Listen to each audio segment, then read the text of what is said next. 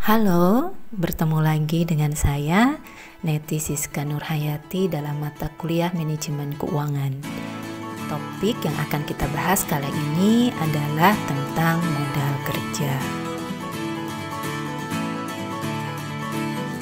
Dalam materi kali ini, kita akan membahas tentang pengertian modal kerja, pentingnya modal kerja, dan konsep modal kerja. Di dalam perusahaan, untuk kegiatan operasionalnya, perusahaan selalu membutuhkan dana harian. Misalnya untuk membeli bahan baku, membayar gaji karyawan, membayar rekening listrik, membayar hutang, dan sebagainya. Perusahaan menggunakan dana tersebut untuk menghasilkan produk atau jasa yang diharapkan akan bisa diperoleh hasil penjualannya dalam waktu kurang dari 1 tahun. Uang dari hasil penjualan produk tersebut nantinya digunakan kembali untuk melakukan kegiatan produksi, kemudian menghasilkan barang dan jasa, dan dihasilkan penjualan kembali, demikian seterusnya. Dana yang digunakan untuk membiayai kegiatan operasional perusahaan sehari-hari tersebut dinamakan sebagai modal kerja atau working capital. Terdapat beberapa pengertian modal kerja. Menurut Harjito, modal kerja adalah dana yang diperlukan oleh perusahaan untuk memenuhi kebutuhan operasional perusahaan sehari-hari. Penjelasan lain dari Samsudin, modal kerja berkaitan dengan manajemen current account atau aktiva lancar dan hutang lancar. Sedangkan menurut Brigham, modal kerja termasuk dalam 2 hal, yaitu kebijakan modal kerja dan keputusan untuk mengontrol akun kas, inventory, piutang, accrual, dan hutang dagang dalam kegiatan sehari-hari. Accrual ini merupakan biaya yang harus segera dibayar, misalnya upah buruh, biaya listrik dan air, sewa, dan sebagainya. Pentingnya modal kerja bagi perusahaan. Modal kerja bagi perusahaan kecil penting untuk menyediakan hutang jangka pendek. Hutang jangka pendek merupakan salah satu komponen modal kerja. Hutang jangka pendek ini merupakan sumber utama pendanaan eksternal bagi perusahaan kecil karena perusahaan kecil biasanya sulit mendapatkan sumber pendanaan perbankan karena terkendala persyaratan pinjaman. Hal lain pentingnya modal kerja adalah karena keputusan modal kerja berdampak langsung terhadap tingkat resiko dan laba. Jika perusahaan memutuskan untuk menggunakan sumber pendanaan hutang lebih banyak daripada aktiva lancar yang dimiliki perusahaan, maka hal ini akan meningkatkan risiko gagal bayar yang ditanggung perusahaan. Namun, dengan sumber pendanaan hutang, perusahaan mampu memproduksi lebih banyak sehingga diharapkan penjualan juga akan meningkat sehingga diharapkan laba juga akan meningkat.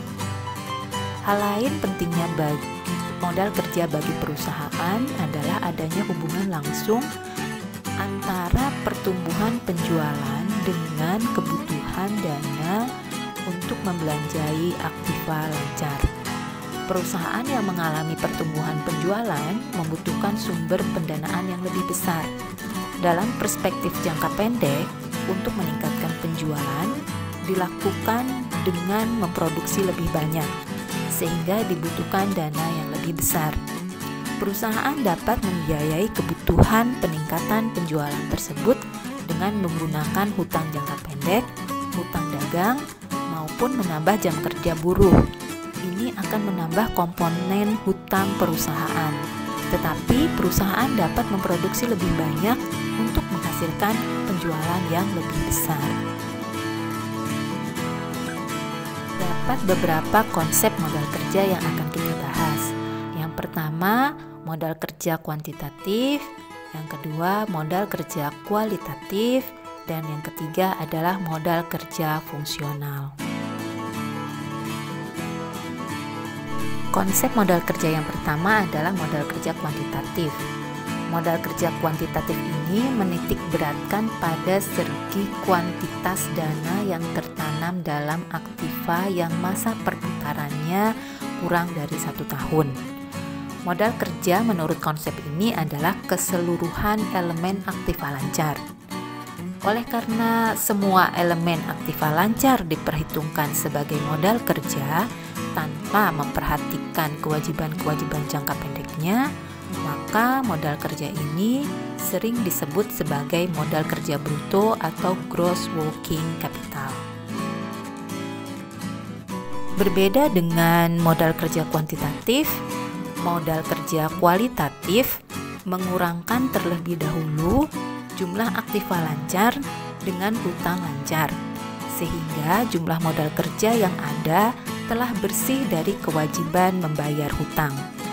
Dengan konsep modal kerja seperti ini, maka konsep modal kerja kualitatif disebut sebagai modal kerja bersih atau net working capital. Konsep modal kerja yang ketiga adalah konsep modal kerja fungsional. Menurut pengertian ini, fungsi dana adalah untuk menghasilkan current income dan sesuai dengan maksud utama didirikannya perusahaan.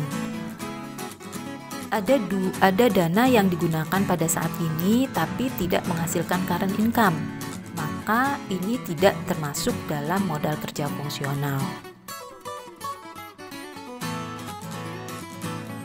Terdapat 3 syarat sehingga disebut sebagai modal kerja fungsional, yaitu menghasilkan current income, yang kedua sesuai dengan tujuan perusahaan, dan yang ketiga yaitu 1 periode akuntansi.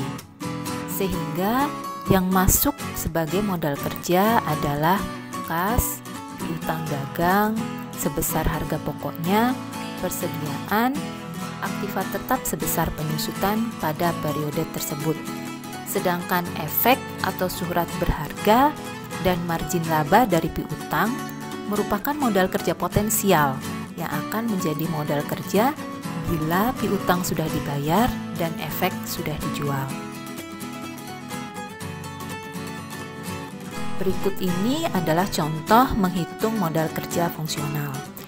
Misalnya, diketahui sebuah perusahaan memiliki aktiva lancar berupa kas sebesar 15 juta, efek sebesar 50 juta, piutang dagang sebesar 75 juta, persediaan barang sebesar 120 juta, sehingga total aktiva lancar adalah sebesar 260 juta.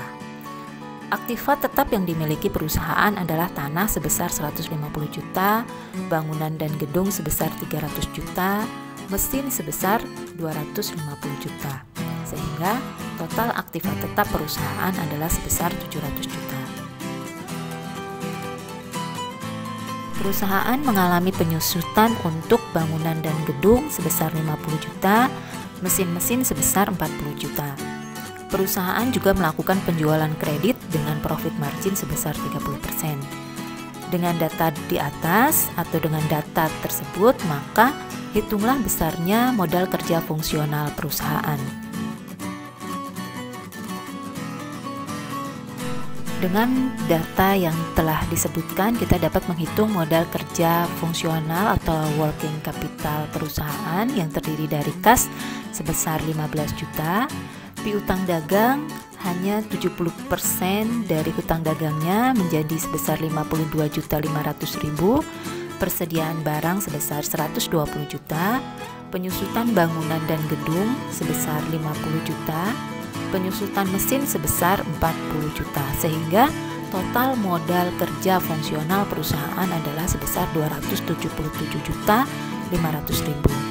Kita juga bisa menghitung modal kerja potensial atau potential working capital yang terdiri dari efek sebesar 50 juta, margin laba berupa 30% dari hutang, nilainya sebesar 22.500.000, sehingga total modal kerja potensial adalah sebesar 77.500.000. Modal kerja yang tidak termasuk modal kerja atau non-working capital adalah tanah sebesar 150 juta, bangunan dan gedung sebesar 250 juta, mesin-mesin sebesar 210 juta, sehingga total nilai yang bukan termasuk modal kerja adalah 610 juta. Dari perhitungan tersebut dapat kita ketahui modal kerja perusahaan adalah sebesar 277.500.000. Ini adalah jumlah modal kerja perusahaan yang bisa digunakan oleh perusahaan untuk membiayai kegiatan operasional sehari-hari. Oke, demikian penjelasan tentang modal kerja. Kita sudah membahas pengertian modal kerja, konsep modal kerja, dan pentingnya modal kerja bagi perusahaan. Semoga bisa dimengerti dan bermanfaat untuk pemahaman materi tentang modal kerja. Sampai bertemu kembali di materi manajemen keuangan yang lain. Terima kasih.